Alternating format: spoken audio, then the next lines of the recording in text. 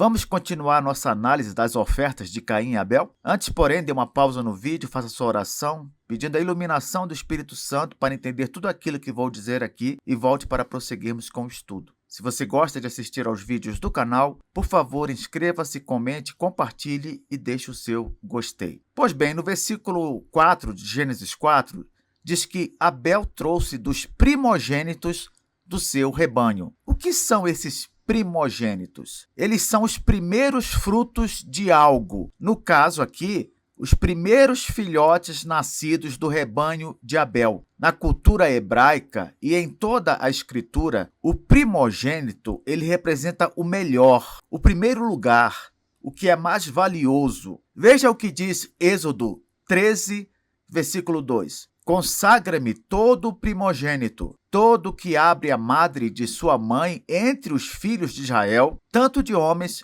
como de animais, é meu. Então, os primeiros que nascem devem ser consagrados ao Senhor. Da mesma forma, com respeito aos frutos da terra, com respeito àquilo que a terra produz. Tudo que vem primeiro deve ser consagrado ao Senhor. Então, a palavra primícias seria uma espécie de sinônimo para primogênitos também. Números 3, versículo 13 diz: porque todo primogênito é meu. Desde o dia em que feri a todo primogênito na terra do Egito, consagrei para mim todo primogênito em Israel, desde o homem até ao animal. Serão meus, eu sou o Senhor. Professor, o que significa isso? Oferecer os primogênitos. Bom, a palavra primogênito, que no hebraico é bekor, significa o primeiro a nascer. Isso já foi entendido. O primeiro fruto de algo. Como eu falei, seja animal, seja humano ou vegetal. No Antigo Testamento, oferecer os primeiros frutos ou os primogênitos simbolizava dar o melhor. Segundo, entregar antes de saber se viriam outros. Por quê?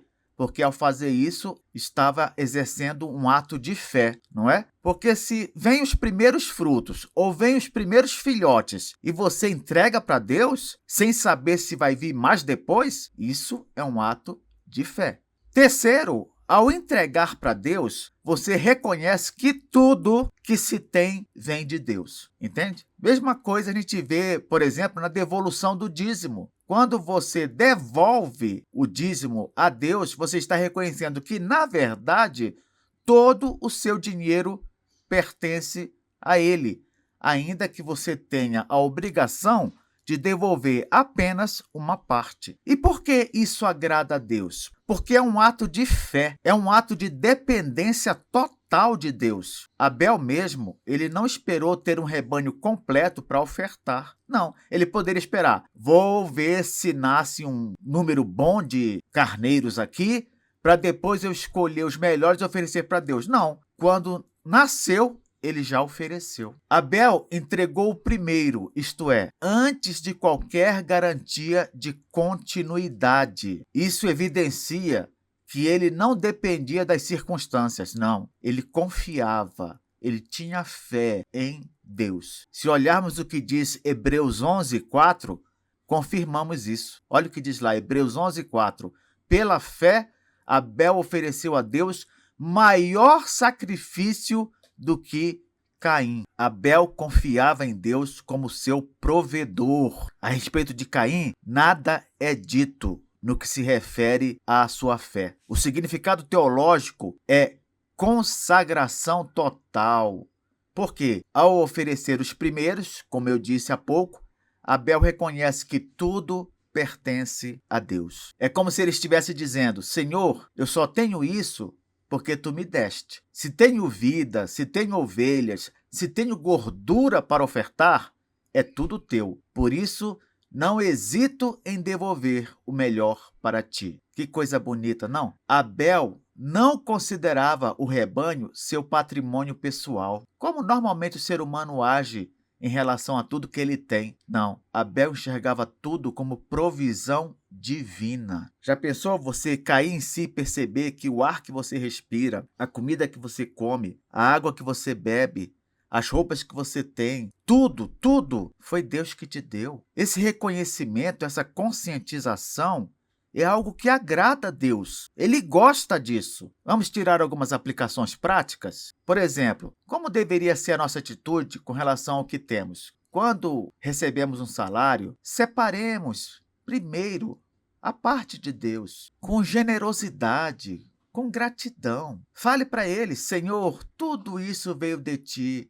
Obrigado. Em relação ao nosso tempo, por exemplo, dê a primeira parte do dia para orar e ler a Bíblia, porque isso é um jeito de dizer: meu tempo também é teu. Antes de qualquer coisa, eu te busco. Com relação aos nossos dons e talentos, use suas habilidades, o seu conhecimento para servir a Deus, antes de buscar glória pessoal ou reconhecimento. Não é isso? Eu tenho tais e tais habilidades, tenho esse conhecimento, eu vou usar tudo isso para me dar bem. Você pode fazer isso, mas antes, use para buscar a glória de Deus. Isso é uma forma de oferecer os primogênitos, entre aspas, entende? Essas são as primícias. Então, as primícias podem ser tiradas daquilo que temos, do nosso tempo e dos nossos dons e talentos. Podemos tirar primícias de todas essas coisas. E o contraste com Caim? Por que contraste? Porque o texto bíblico diz que Caim ofereceu algo comum, do jeito que ele quis, sem fé, sem entrega total.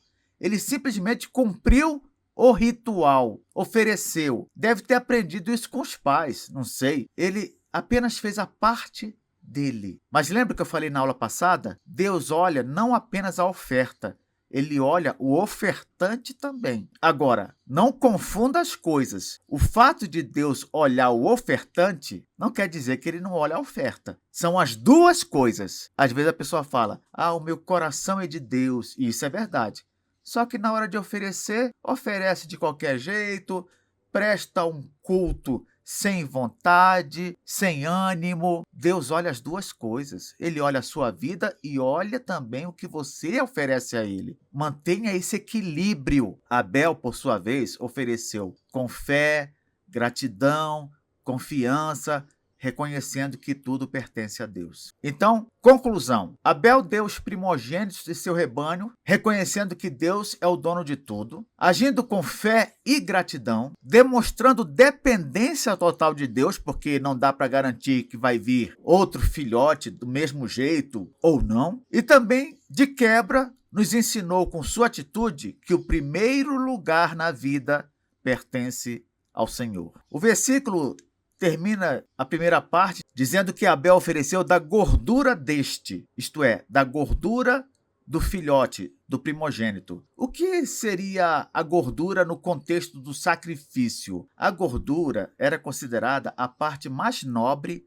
e rica do animal. Não há, inclusive, pessoas que consideram a gordura a parte mais saborosa da carne? Deus, ao instituir os sacrifícios em Levítico, ele afirmou em Levítico 3,16: toda a gordura será do Senhor. Qual o significado teológico disso? Que oferecer a gordura era dar a parte mais saborosa, valiosa, rica, o melhor do animal. É como eu falei ainda agora. Lembra? Não vai oferecer qualquer coisa de qualquer jeito, não. Não basta oferecer, eu estou oferecendo aqui. Não, é oferecer o melhor, é oferecer a gordura, entre aspas, certo? Essa reverência de Abel é admirável. Viveu pouco tempo neste mundo, mas viveu bem. Viveu de uma forma a agradar a Deus. Quantas pessoas passam por esta vida com apenas poucos anos, não é? Mas são anos de qualidade. Abel, enquanto esteve neste mundo, agradou a Deus de modo pleno. Não apenas para cumprir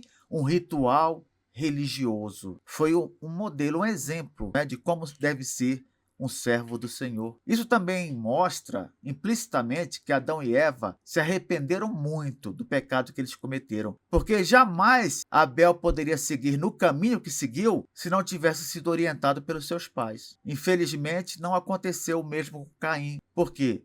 Porque numa mesma casa, infelizmente, há pessoas que são de Deus e há pessoas que não são. O versículo ainda diz: agradou-se o Senhor de Abel e de sua oferta. Isso é algo inevitável. Se nós agirmos com um coração preocupado em agradar o Senhor, reconhecendo suas bênçãos em nossa vida e oferecendo o melhor que tivermos, o resultado vai ser sempre o mesmo que foi com Abel. Agradou-se o Senhor de Abel e de sua oferta. Eis aqui agora um resumo visual da diferença de qualidade da oferta dos dois irmãos. Esse resumo aqui mostra o quanto eram ofertas diferentes. Veja só, o que foi ofertado? Com respeito a Abel, os primogênitos do rebanho e a gordura destes. Com respeito a Caim, só diz que foi o fruto da terra, nem dá detalhe. Qualidade: Abel deu o melhor e o mais nobre. Caim, pelo visto, deu o comum. Parece que nem se preocupou em escolher os melhores frutos. Simplesmente juntou parte daquilo que ele havia plantado, havia colhido e ponto. Motivação: sabemos que Abel, de acordo com Hebreus 11:4, ofereceu com fé, com confiança. Caim, por sua vez, ofereceu provavelmente por obrigação religiosa. Resultado: Deus se agradou de Abel e Deus não se agradou de Caim. Abel, ele entendeu algo que Caim não entendeu. O que Deus mais quer é o coração do ofertante, embora conte também com o que ele traz na mão. A oferta de Abel revelava fé, reverência, entrega, por isso sua adoração foi aceita. Por fim, não podemos descartar o significado teológico de se oferecer um cordeiro. Você percebeu isso? Ele ofereceu um cordeiro, que é um tipo ou uma figura que aponta para o Redentor, profetizado lá em Gênesis capítulo 3, versículo 15. De fato, Jesus viria a ser conhecido no Antigo Testamento como o Cordeiro de Deus. E João Batista, lá no começo do Novo Testamento, vai apontar Jesus como o Cordeiro de Deus que tira o pecado do mundo. Versículo 5.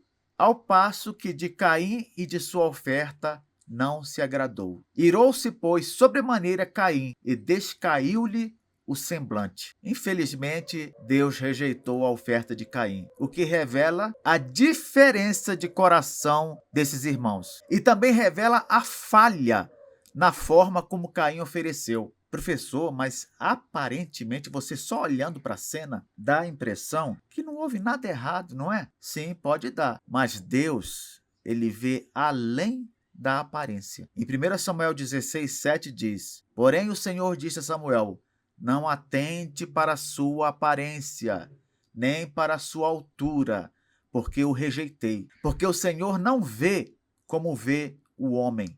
O homem vê o exterior, porém o Senhor, o coração. Além disso, a reação de Caim, você observou, foi uma reação de ira, de frustração, em vez de ser uma reação de arrependimento, o que seria, sem dúvida, mais adequado para um crente, não é? Ora, nós precisamos receber a correção de Deus com humildade. Se Caim, ao ser rejeitado, reconhecesse o seu erro, pedisse perdão, certamente seria perdoado e receberia uma nova oportunidade. Mas não, ficou irado, ficou frustrado. Irmão, irmã, Deus não gosta disso não. Se você errar, reconheça o seu erro e se arrependa. Peça perdão imediatamente e volte para o caminho certo. Infelizmente, por causa da nossa natureza pecaminosa adquirida após a queda, a inveja e o orgulho nos afastam o tempo todo de Deus. Cuidado com isso.